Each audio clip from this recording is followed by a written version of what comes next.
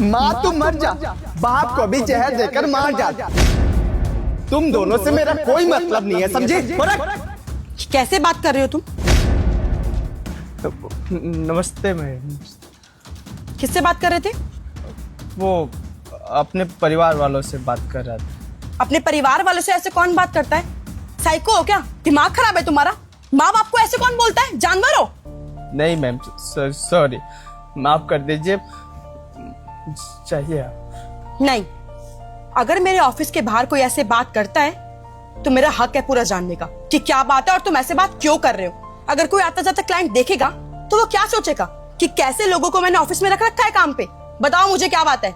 क्या बताऊं मैडम जी, मेरा तो मन करता है गाँव जाओ और गला घोट दूं दोनों का। कैसे इंसान हो तुम? पागल हो क्या? दिमाग खराब है? अरे अपने माँ बाप के बारे में ऐसे कौन बोलता है? माँ बाप भगवान होते हैं। अरे माँ बाप की इज्जत करते हैं लोग। रहने दीजिए, भगवान किस्सों कहानी में होते होंगे, मेरे माँ बाप नहीं है ऐसे भगवान जैसे। खूनी है, खूनी। मेरी बहन के खूनी है वो लोग। बहन के खूनी? तुम क्या बकवास कर रहे हो? अरे कोई माँ बाप तुम्हारी बहन को क्यों मारेगा? वो भी तुम अपने सगे माँ बाप को ऐसे बोल रहे हो। सगे माँ बाप नहीं है, बाप सगा है, और वो भी ना बेरवा है, बदल गया है। मैं बताता हूँ आपको सब कुछ। वो मेरा बाप ना दूसरी शादी किया है। ये जो फोन की थी ना, सौतेली माँ थी। अच्छा, तो तुम्हारी सौतेली माँ थी, इसलिए तुम इतनी बकवास कर रहे थे, इतनी बदतमीजी कर रहे थे। अरे कोई बात नहीं, सौतेली माँ थी तो क्या हुआ? थी तो तुम्हारी माँ ना। और अपनी माँ से ऐसे बात कौन करता है? अरे कोई राक्षस ही होगा जो अपने माँ से ऐसे बात करता होगा, ऐसे बोलता होगा। राक्षस मैं नहीं, राक्षस मेरी माँ है, मेरा बाप है। मैं आपको सब कुछ बताता हूँ। अब बात छेड़ी गई है तो बताना जरूरी है। मैडम जी, जब मेरी अपनी सगी माँ गुजरी थी ना, मेरी बहन बहुत छोटी थी। मैं उस समय 2-3-4 साल का लगभग था। मेरे को थोड़ा थोड़ा याद आता है। मेरी बहन की तबीयत बहुत खराब थी मैडम जी, बहुत खराब थी। मैं बच्चा तो जाता था, बाबूजी बहन की तबीयत खराब है, दवाई ला दीजिए। 8 साल की उम्र तक ऐसे ही बोलता रहा कि बाबूजी बहन को बचा लीजिए, तबीयत खराब रहता है। वो भेड़वा जानते हैं क्या बोलता था? चल निकल, बहन को बचा लीजिए, मर जाएगी तो ठीक होगा, पैसा बचेगा। और वो मेरी सौतेली माँ हमसे प्यार नहीं करती थी। वो दोनों मियाँ बीवी अपने आप में मगन थे। वैसे को मैं क्या बोलूं, बाप बोलूं, साला राक्षस था। मैं वैसे से रिश्ता नहीं रखना चाहता। जब भी अपनी बहन के बारे में सोचता हूँ ना, तो मन करता है अपने माँ बाप को जान से मार दूं। मैडम जी आप ही बताइए, जो इंसान बचपन में फूट फूट कर रोया हो, बाबूजी बहन के लिए दवाई ला दीजिए, और वो इंसान अपनी बेटी को अपनी बेटी ना समझे, तो क्या मैं वैसे बाप को अपनाऊं? उसके लिए दवाई लाओ, उसे मरता हुआ ना छोड़ो। मैं तो चाहता हूं ना मैडम जी, मेरा बाप मर जाए और मेरी माँ, उसको भी अच्छा सजा मिला है। जानते हैं मैडम जी, बांझ है बांझ, कोई औलाद नहीं है। सही कहते हैं लोग, भगवान सब कुछ देखते हैं और उसका ना सजा भी देते हैं। मिल गया सजा।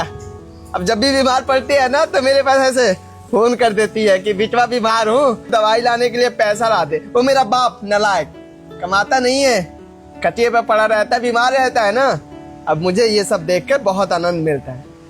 मुझे लगता है कि मेरी बहन के साथ जो कुछ भी किया है ना उन दोनों ने, असूल हो गया।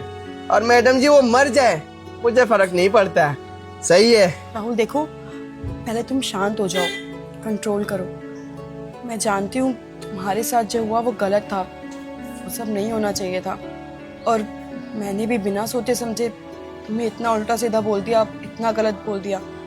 लेकिन राहुल देखो, मैं कोई होती नहीं तुम्हें बताने वाली, लेकिन फिर भी बता रही हूँ। चाहे तुम्हारे माँ बाप कैसे भी हैं, लेकिन वो हकीकत में तो तुम्हारे माँ बाप ही है ना। और माँ बाप का रिश्ता ऐसा होता है ना कि कभी कोई नकार नहीं सकता कि ये मेरी माँ नहीं है, मेरे बाप नहीं है। चाहे माँ बाप कैसे भी हो, बच्चों को हमेशा अपनाना पड़ता है। मैडम जी, अब मेरे दिल में ना उन दोनों के लिए कोई भाव नहीं है। और मरे या जिए मतलब नहीं है। हम कसम खा के बोल रहे हैं, सच बोल रहे हैं। आप हमें माफ कर दीजिए। भले नौकरी से निकाल देंगे, निकाल दीजिए, पर हम नहीं अपना सकते। राहुल देखो, उनकी कर्मों की सजा ना उनको मिल चुकी है।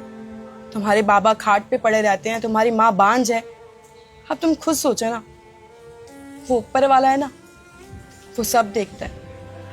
अच्छा तुम श्री राम की कथा ही ले लो। माता कैकेयी ने जब श्री राम को वनवास दिया था, तब श्री राम ना एक शब्द नहीं बोले थे कि माँ मैं नहीं जाऊंगा, मुझे नहीं जाना या कुछ भी। उन्होंने क्या किया था, अपनी माँ की आज्ञा का पालन किया था। तो हमें श्री राम जी से ना बहुत अच्छी सीख मिलती है। चाहे माँ बाप कैसे भी हों, चाहे बच्चों को मारे, धित्कारे या उनके साथ कुछ भी करे, लेकिन हम बच्चों का फर्ज बनता है कि हम माँ बाप को अपनी पलकों पे रखें, उनको हमेशा प्यार से रखें, उनको समझे। अगर वो गलत भी है ना तो उनको प्यार से समझाएं। लेकिन राहुल मुझे माफ करना, तुम जो कर रहे हो ना वो गलत है। तुम किसी को भी ऐसे नहीं बोल सकते कि तुम मर जाओ, जहर दे दो, क्योंकि वो ऊपर वाला सब देखता है। तुम्हारे माँ बाप को उनके कर्मों का फल मिल गया, लेकिन कहीं ऐसा ना हो कि तुम जो बोल रहे हो तुम्हें अपने कर्मों का फल मिले। देखो मैं इससे ज्यादा कुछ नहीं कहूंगी, बाकी तुम खुद समझदार हो। अब मैं चलती हूँ। राहुल, मैम बिल्कुल सही कह रही हैं। तुम्हें पता है, जो जैसा करता है वो वैसा भरता है। ये बहुत पुरानी रीत है, और मैम ने जो सीख दी है ना आज, उससे मुझे भी बहुत कुछ सीखने को मिला है।